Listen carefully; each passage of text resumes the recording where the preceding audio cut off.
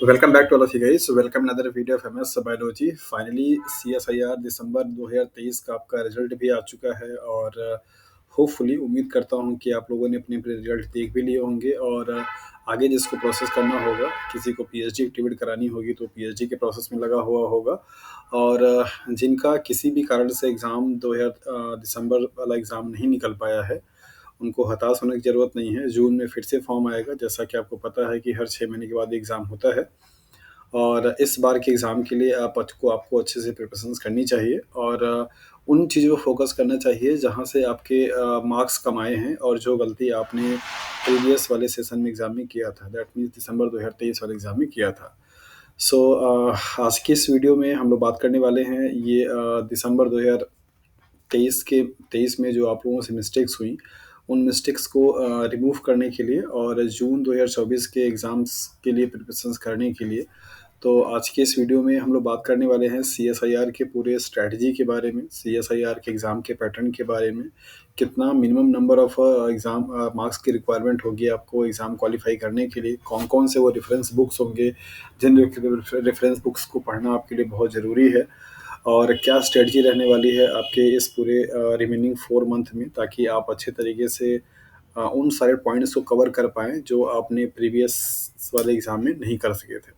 Okay, so dear aspirants, अगर आप लोग भी आप में से जितने लोग भी वीडियो देख रहे हैं, अगर आप सीएसआईआर तैयारी करते हैं, आप एमएससी फाइनल ईयर के स्टूडेंट हैं या एमएससी या पास आउट हैं, कहीं प्रोजेक्ट में काम कर रहे हैं, पीएचडी करना चाहते हैं और जेआरएफ एग्ज़ाम क्वालिफाई करना चाहते हैं, तो डेफिनेटली ये वीडियो आपके लिए है और उम्मीद करता हूँ कि ये वीडियो में आपको जो जानकारी मिलेगी वो आपके करियर के लिए काफ़ी इम्पोर्टेंट होगी।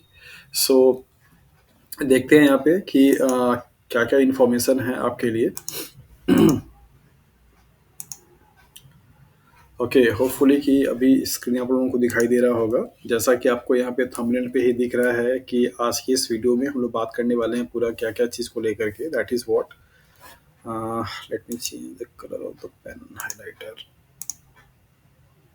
ओके, सो यहाँ पर आपको दिख रहा होगा कि लाइफ साइंस के लिए आज हम लोग यहाँ पे क्लासेस के बारे में बात कर रहे हैं। लाइफ साइंस का यहाँ पे क्लास होगा और उसके साथ-साथ में जो भी जितने भी चीज़ें होंगे लाइक एस सीएसआईआर का एग्ज़ाम क्या है, नेट, और बहुत सारे बच्चों का मैसेज आता है और वो पूछते रहते हैं कि सर ये नेट जेआरएफ क्या है और नेट एलएस क्या है, तो इनके बारे में जो डाउट होगा वो भी क्लियर हो जाएगा। क्या एलिजिबिलिटी क्राइटेरिया है, पेपर का स्ट्रक्चर कैसा होगा, एग्ज़ाम के पैटर्न कैसे होंगे और क्या सिलेबस रहने वाला है, ये सारी इन्फॉर्मेशन हम लोग यहाँ पे देखेंगे।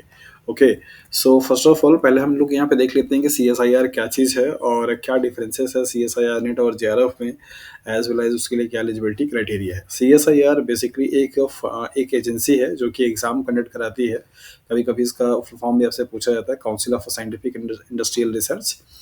नेट के एग्ज़ाम कई कैटेगरी में होते हैं, लेकिन लाइक आईसीआर भी कराता है, डीबीटी भी कराता है और जेआरएफ के, और आईसीएमआर भी कराता है, सीएसआईआर भी कराता है। तो सीएसआईआर बेसिकली एक एजेंसी है जो कि एग्ज़ाम करवाती है और इनके लेबोरेटरीज़ भी हैं पूरे ऑल ओवर इंडिया में, बहुत ढेर सारे, लगभग आज के डेट में 41, अगर मैं सही बता रहा हूँ तो 41 के अराउंड में लेबोरेटरीज़ हैं जिन पे कि रिसर्च चलता रहता है। तो ये सीएसआईआर एग्ज़ाम कंडक्ट कराता है। अभी फ़िलहाल ये एनटीए एग्ज़ाम कंडक्ट कराने लगा है, बट सीएसआईआर के ही नाम से रहता है। तो सिंपली सीएसआईआर एक आपकी एजेंसी है जो कि एग्ज़ाम कराती है असिस्टेंट प्रोफेसर के लिए और जेआरएफ के लिए, राइट। सीएसआईआर जो नेट का एग्ज़ाम है, मतलब जो भी आप एग्ज़ाम देंगे उनमें दो क्राइटेरिया है, मीन्स दो कैटेगरी है। एक तो है आपका that is the NET, means national eligibility test, और इसको आप एलएस के नाम से भी जानते हैं, लेक्चरशिप, और दूसरा आपका है that is the JRF, junior research fellowship. Okay, तो सीएसआईआर के एग्ज़ाम के रिजल्ट को अगर देखा जाए तो यहाँ पे दो कैटेगरी में डिवाइड किया गया, नेट एलएस और जेआरएफ को लेकर के, राइट। जेआरएफ वो कैंडिडेट होते हैं जो कि आप जिनको फेलोशिप गवर्नमेंट देती है, मतलब अगर आपने जेआरएफ क्वालिफाई किया हुआ है और आप कहीं पे पीएचडी एक्टिवेट अगर करा लेते हैं, तो पीएचडी एक्टिवेट कराने के बाद आपकी जो फेलोशिप होती है वो आपको मिलना शुरू हो जाती है। फेलोशिप, कंटीजेंसी एंड एचआरए, तो ये तीन चीज़ें आपको मिलती है। इस टाइम पे अभी फ़िलहाल एचआरए हाइक किया हुआ है, तो अगर देखा जाए तो जो स्टार्टिंग के 2 साल के लिए जेआरएफ के पोस्ट पे आपकी अपॉइंटमेंट होती है, मीन्स आपको फेलोशिप मिलती है, तो वो अभी कुछ 37,000 आपको जो है फेलोशिप है, प्लस एचआरए और कंटीजेंसी करके है, राइट। और इसके बाद 2 साल के बाद आपको फिर एसआरएफ में कन्वर्ट आप हो जाते हैं, तो एसआरएफ का इस टाइम पे जो फेलोशिप है वो 42,000 है। तो 37,000 और 42,000 ये आपको फेलोशिप मिलती है, बाकी एचआरए कंटीजेंसी भी मिलता है। तो ये मिला करके आपका कुल लगभग 42,000 के आसपास हो जाता है, ये मिला के लगभग 50,000 के आसपास हो जाता है।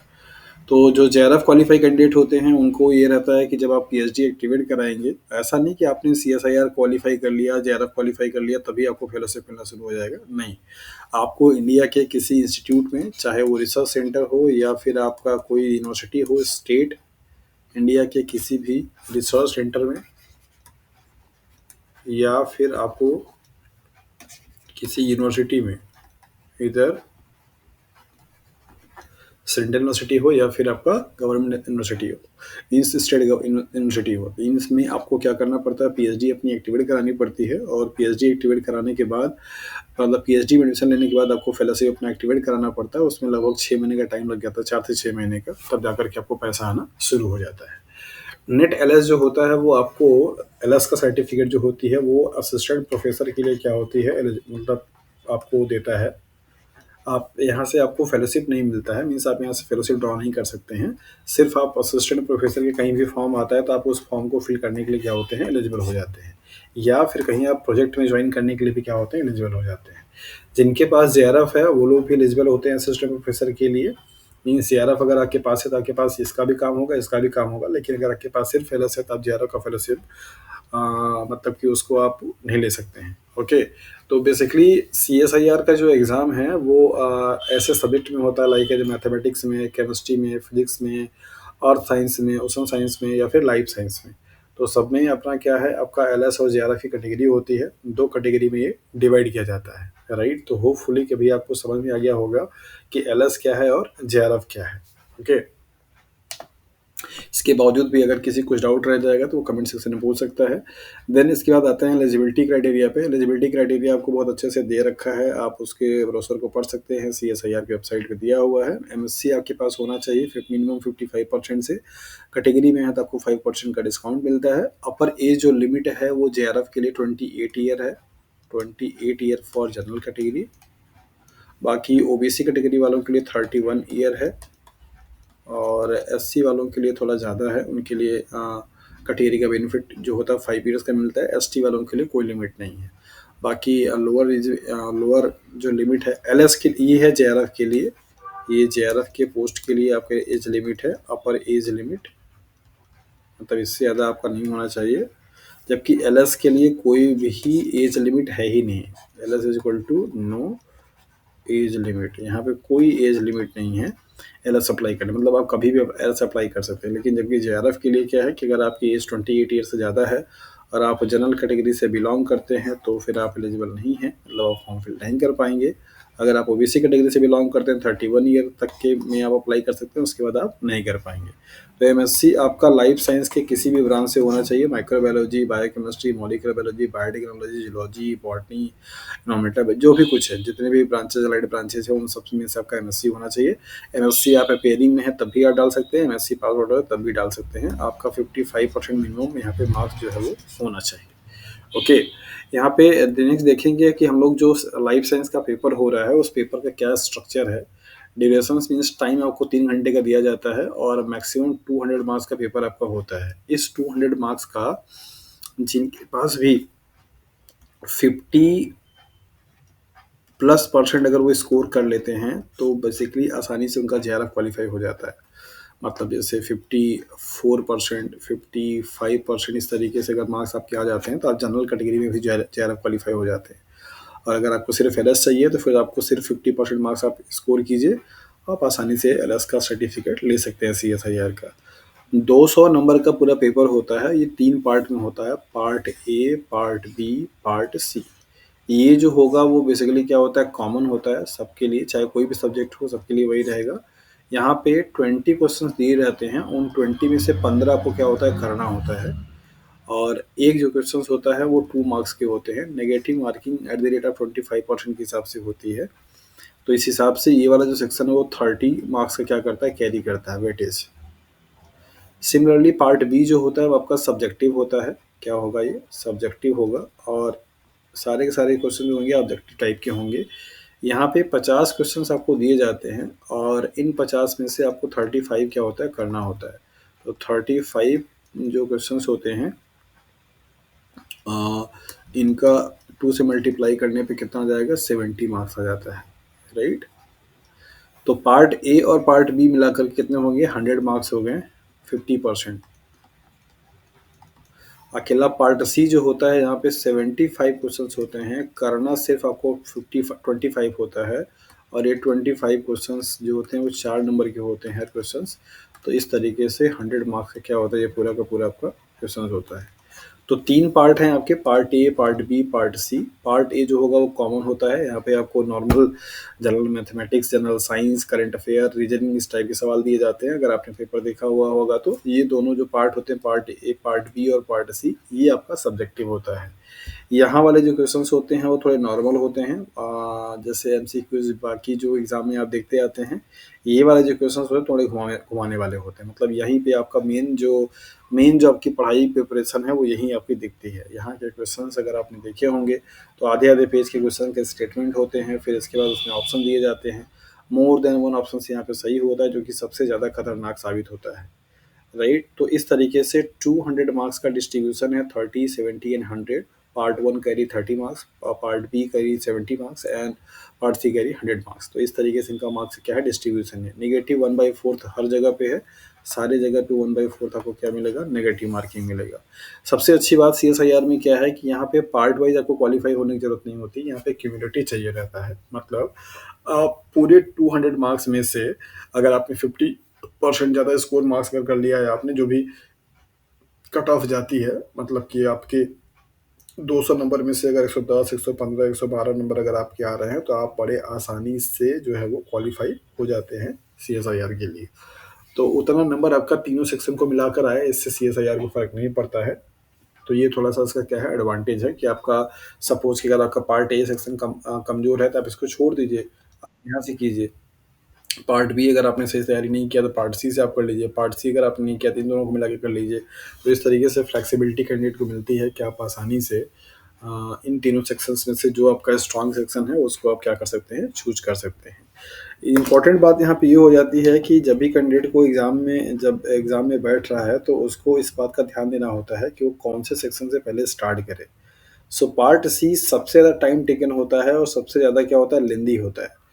तो 3 आवर्स के टाइम ड्यूरेशंस को अगर आप यहाँ पे 1.5 आवर्स भी टाइम पूरा देते हैं इसमें पार्ट सी को सॉल्व करने के लिए, इस इनिशियली अगर आप पेपर को सॉल्व करना शुरू कर रहे हैं एग्जाम हॉल में, तो पहले आप पार्ट सी को स्टार्ट कीजिए, और पार्ट सी से आप 1.5 घंटे में भी अगर इसको सॉल्व करते हैं तो ये आपके लिए बहुत अच्छी बात है, क्योंकि यहाँ पे 75 क्वेश्चंस हैं, इनको एक बार गो थ्रू होना और उन 75 में से 25 अपने लिए क्या करना, सेलेक्ट करना, ये भी अपने आप पे बड़ा टिपिकल टास्क हो जाता है, क्योंकि 75 क्वेश्चंस को पढ़ने में भी समय लगता है। और जब आप पढ़ते हैं तो आपको पता चलता है कि अच्छा ये वाला क्वेश्चन हमारे डोमेन का है, मतलब हमने पढ़ा हुआ है और हमने ये नहीं पढ़ा हुआ है। तो इन सारे क्वेश्चंस को पढ़ करके 25 क्वेश्चन सेलेक्ट करना, सोचिए कितनी फ्लेक्सिबिलिटी यहाँ पे दे रखा है। 50 क्वेश्चंस का क्या है यहाँ पे मार्जिन है, मतलब 50 क्वेश्चंस आपके पास क्या है, एक्स्ट्रा है। और अगर इन 25 में से भी अगर आपने 18 क्वेश्चंस अच्छे से सॉल्व कर दिया है और सही सही कर दिया है, तो डेफिनेटली आप बहुत अच्छे कंडीशंस में हैं। यहाँ पे 50 में से जो 35 करना है, इस 35 में से जिस किसी कैंडिडेट का 25 अगर या 22 भी अगर सही हो जाता है, करेक्ट हो जाता है, तो बहुत अच्छी बात होती है। अब ऐसा नहीं कि 50 करके आप 25 सही सही करें, आपने 25 अगर आपने किया हुआ तो उसमें 20-22 सही हो जाती है, कोई बहुत अच्छी बात है। और पार्ट ए में से जो आपके 20 क्वेश्चंस में से 15 आपको करने होते हैं, और इन 15 में से किसी के 7 क्वेश्चंस भी अगर सही हो जाए तो बड़ी अच्छी बात है।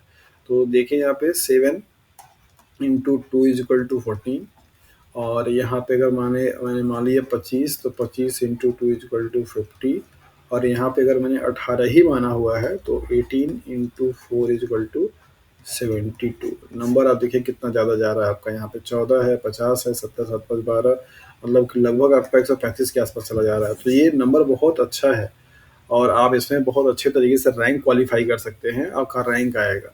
बट यही है कि इस चीज़ को समझना होगा, CSIR को लेकर के थोड़े से जो अपेयरिंग वाले स्टूडेंट्स होते हैं, न्यू न्यू आए होते हैं, उनके दिमाग में लगता है कि ये बहुत टफ एग्ज़ाम है और बहुत दिक्कत करता है और नहीं हो पाता है। डेफ़िनिटली टफ़ एग्ज़ाम है, ईज़ी नहीं है, लेकिन उतना भी नहीं है जितना आपके दिमाग में बना हुआ है। आप यहाँ से देखिए कि 20 क्वेश्चंस में से आपको सिर्फ़ 7 क्वेश्चन सही करना है। 50 क्वेश्चंस में से सिर्फ़ अगर आप 25 कर देते हैं, 50% का मार्जिन है, और 75 में से अगर आप सिर्फ़ 18 क्वेश्चन सही कर देते हैं, तो आप एकदम सेफ ज़ोन में हैं। आप रिलैक्स होकर के बैठ जाइए, आपको जेआरएफ का सर्टिफ़िकेट मिलना ही मिलना है। 135 नंबर अगर जिसका आ जाए, मतलब 110 नंबर से ज़्यादा जिसका आएगा उसको ज़्यादा बड़े आसानी से मिल जाता है। तो ये है आपके सीएसआईआर के एग्ज़ाम का पेपर का स्ट्रक्चर और उनका पैटर्न कि किस तरीके से होता है। नेक्स्ट हम लोग यहाँ पे देख लेते हैं सीएसआईआर का पूरा लाइफ साइंस का सिलेबस। टोटल आपको यहाँ पे 13 यूनिट का सिलेबस आपको मिलता है पढ़ने के लिए, जो कि अपने यहाँ पे बहुत ज़्यादा क्या है, लेंदी है। सीएसआईआर का टफ जो चीज़ है वो 2 चीज़ बनाता है। एक तो इसका एक लेंदी सिलेबस, दूसरा इसके पार्ट सी में जो पेपर डिज़ाइन किए जाते हैं उनका स्टैंडर्ड बहुत ही टफ होता है। यहाँ पे 13 यूनिट आपको पूरा सिलेबस दे रखा है। मॉलिक्यूलर एंड इंटरेक्शंस है, जो कि पूरी बायोकेमिस्ट्री है, फिर सेल बायोलॉजी है, फिर मॉलिक्यूलर बायोलॉजी है, फिर सेल कम्युनिकेशन है, डेवलपमेंटल बायोलॉजी है, प्लांट फिजियोलॉजी है, एनिमल फिजियोलॉजी है, जेनेटिक्स है, डाइवर्सिटी है, फिर इकोलॉजी है, फिर इवोल्यूशन है, अप्लाइड बायोलॉजी है और मेथड्स इन बायोलॉजी है। ये 13 यूनिट में से जिस किसी भी स्टूडेंट का जो भी बैकग्राउंड है, बायोटेक से है, मॉलिक्यूलर से है, बायोकेमिस्ट्री से है, किसी भी तरीके से अगर आपने इन 13 में से 7 यूनिट बहुत अच्छे तरीके से प्रिपेयर कर लिया है, बहुत अच्छे से, मतलब कि उनके क्वेश्चन जो आ रहे हैं, आप उनको सॉल्व कर पाते हैं, उनको प्रैक्टिस कर पाते हैं, उनको प्रैक्टिस करने के टाइम पर आपकी परफॉर्मेंस ठीक होती है। Out of 13 units just only prepare 7 unit. अगर आप इनमें से जो भी आपको मन करता है, अगर आप मॉलिक्यूलर बायोलॉजी चूज करना चाहते हैं तो वो कर लीजिए, biochemistry, plant physiology, animal physiology, genetics, जो भी कोई, क्योंकि सारे यूनिट का लगभग लगभग वेटेज पार्ट सी में बराबर होता है और क्वेश्चन सब जगह से आते हैं। तो अगर आप अपना टारगेट रख के चलते हैं, आपको पूरा पढ़ के जाने की ज़रूरत नहीं है, आपको पूरा विद्वान नहीं बनना, पहले फिलहाल आपको एग्ज़ाम क्वालिफ़ाई करना है। तो अगर आपको लगता है कि आपके पास 3 महीने, 4 महीने का टाइम है, तो उस 3-4 महीने में आप इस 13 यूनिट में से सिर्फ 7 यूनिट को टारगेट कीजिए, और 7 यूनिट आप 6 महीने, 3 महीने में पढ़ सकते हैं। है ना? अच्छे तरीके से प्रैक्टिस करना बहुत बहुत बहुत इम्पोर्टेंट है। जितना ज़्यादा आप पीवाईक्यू मीन्स प्रीवियस ईयर के क्वेश्चंस को सॉल्व करते हैं, उतना ज़्यादा आपका दिमाग कंठस्थ होता है और आप सही तरीके से उसको क्या करते हैं, अपने नॉलेज को अप्लाई कर पाते हैं। होता यही है कि आप पढ़े हुए सब कुछ रहते हैं, लेकिन एग्ज़ाम के टाइम पे आपका दिमाग इतना अंडर प्रेशर में होता है कि सही तरीके से परफॉर्म नहीं कर पाता है। तो इन चीज़ों से आपको बचना है। नेक्स्ट यहाँ पे कुछ रेफरेंस बुक्स हैं। अगर आप प्रिपरेशन कर रहे हैं और आपके पास ये बुक्स हैं तो बहुत अच्छी बात है, नहीं है तो थोड़ा-सा सफ़र करेंगे, आपको प्रॉब्लम हो जाएगी। तो यहाँ पे आप देख लीजिए, पहला है दैट इज़ द केमिस्ट्री के लिए, जो कि जनरल केमिस्ट्री आती है, उसके लिए प्रदीप एंद्रियस 12th स्टैंडर्ड की जो बुक आती है 11th एंड 12th के लिए, वो आपको पढ़नी पड़ेगी। बायोकेमिस्ट्री व्हाइट एंड व्हाइट है या लैरेंजर है या वर्चनन है, इनमें से कोई भी, मेरा प्रेफरेबल बेसिकली लैरेंजर पे रहता है। अगर आपके पास लैरेंजर है तो बहुत बहुत अच्छी बात है, आप लैरेंजर को फॉलो कीजिए। इनसे बहुत अच्छे से क्वेश्चन सॉल्व हो जाते हैं और इनका जो स्टेटमेंट होता है या इनका लिखने का जो तरीका वो बहुत ही सिंपल है। सेल बायोलॉजी के लिए basically Gerald Karp, Cooper and Albert है, बट मैं आपको जेरार्ड कार्प को रिकमेंड करता हूँ। कार्प अगर आपने पढ़ा हुआ है, अगर आप पढ़ते हैं तो बहुत अच्छा है, ये बहुत अच्छी बुक है। इंस्ट्रूमेंटेशन के लिए सिर्फ ओनली बुक विल्सन वॉकर के लिए, या फिर आपको पाथ फाइंडर की जो बुक आती है, आप उस बुक को भी ले सकते हैं, उनकी इंस्ट्रूमेंटेशन के नाम से जो आता है। माइक्रोबायोलॉजी के लिए प्रेस्कॉट है, बहुत अच्छी बुक है, प्रेस्कॉट का कोई अल्टरनेट नहीं है। और इम्यूनोलॉजी के लिए क्यूबे है, जेनेटिक्स के लिए पीजे रसल है, इकोलॉजी एंड एवोल्यूशन के लिए पीडी शर्मा एंड ओडम है, बट पीडी शर्मा बेस्ट रहेगा कि इंडियन लैंग्वेज जब अच्छे से समझाए वो, ओडम थोड़ा पढ़ने में आपको बोरिंग लग सकता है। डेवलपमेंटल बायोलॉजी गिलबर्ट है, अगर आपके पास ये नहीं है तो वर्मा साहब की बुक आती है यूजी एंड पीजी के लिए, इंडियन ऑथर राइटर के हैं, वहाँ से भी आप बहुत अच्छे से काम चला सकते हैं। डेवलपमेंटल वर्टिब्रेट्स डेवलपमेंटल बायोलॉजी के नाम से बुक आती है। प्लांट फिजियोलॉजी के लिए तेज एंजीगर है, इसके साथ साथ में आपको एनसीईआरटी का पढ़ना बहुत ज़रूरी है। एनसीईआरटी आपको बहुत अच्छे से प्लांट फिजियोलॉजी पढ़ा होना चाहिए। 11th क्लास की एनसीईआरटी में प्लांट फिजियोलॉजी दे रखा है। 11th क्लास की फिजियोलॉजी में आप उस 5 चैप्टर को अच्छे से पढ़ जाइए। एनुअल फिजियोलॉजी गाइटन का है, अगर मिल जाए तो बहुत अच्छी बात है, नहीं तो फिर इंडियन ऑथोरिटी के रस्तोगी पब्लिकेशन की बुक आती है, आप वो पढ़ लीजिए। साथ साथ में अगेन एनसीईआरटी में फिजियोलॉजी के 7 चैप्टर दे रखा है, उसको पढ़ना बहुत ही ज़रूरी है। मॉलिक्यूलर बायोलॉजी ये काम आपका यहाँ लेनियर से भी हो जाएगा और जेनार्ड कार्प से भी हो जाएगा मैक्सिमम जो सारे टॉपिक, और अगर आपका बच जाता है तो आप उसको कार्प ले लीजिए। यहाँ पे भी कार्प रिकमेंड किया गया, यहाँ पे भी कार्प है। और इसके बाद बायोटेक्नोलॉजी सैमब्रुक बुक है, और अगर ये आपके पास नहीं भी है तो मॉलिक्यूलर या जेनेटिक क्लोनिंग के नाम से आती है RS विटेकर साहब की, उसको ले सकते हैं। BD सिंह की बुक आती है, उस BD सिंह की बुक को आप ले सकते हैं, फॉलो कर सकते हैं। और पाथफाइंडर की जो बुक होती है वो वाली बुक भी काफ़ी अच्छी लिखी है, उसको भी आप ले सकते हैं। तो इस तरीके से सारे बुक हैं जिनका होना आपके पास बहुत ज़रूरी है। सवाल आता है कि एक MSc स्टूडेंट इतने सारे बुक्स को कहाँ से कलेक्ट करे, राइट? रिकमेंड तो कर दिया गया कि ये सारी बुक इतनी महंगी ये बुक हैं, इतनी महंगी बुक आपको मिलेगी कहाँ से? एक बुक खरीदने के लिए आप जाएँगे तो 4,000 3,000 2,500 रुपए का एक बुक मिलता है। पता लगा 10 टू 12 टू बुक परचेज़ करना है तो लड़का तो बेचारा परेशान हो जाएगा।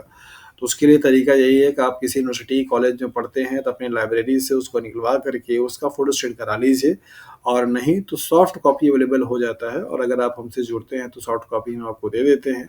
आप उसका प्रिंट आउट निकलवा सकते हैं। तो ये सारी इन्फॉर्मेशन थी आज के लिए, और आपने देखा कि CSIR, नेट और नेट LS और JRF क्या होता है, कैसे इनमें डिफरेंशिएट होता है। फर्दर अगर आपका कुछ और भी क्वेरी है जो कि मैंने यहाँ पे डिस्कस नहीं किया है, चाहे JRF क्वालीफाई करने के बाद की क्वेरी है या JRF क्वालीफाई करने के पहले की क्वेरी है, कैसे तैयारी करनी है, क्या करना है, अगर ये सारी चीज़ें हैं आप अपनी क्वेरी को रख सकते हैं, पूछ सकते हैं। ओके, सो ऑनलाइन क्लासेस स्टार्ट हो गई हैं। अगर आप हमसे जुड़ना चाहते हैं तो MS बायोलॉजी का जो ऐप है यहाँ पे आपको लोगो दिख जाएगा। इसमें लोगो नहीं है, आप MS बायोलॉजी की ऐप पे डाउनलोड कर सकते हैं और वहाँ पे आपको कोर्सेस मिल जाएंगे, वहाँ से ज्वाइन कर सकते हैं, या डायरेक्टली आप इस नंबर पे कॉल करके अपनी क्वेरी को पूछ सकते हैं। Okay, so thank you for watching this video.